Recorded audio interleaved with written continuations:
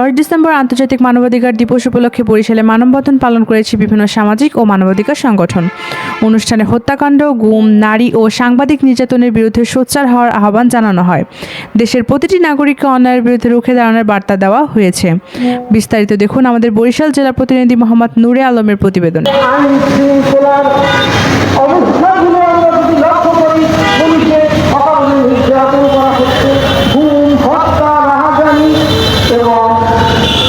রাজনৈতিকভাবে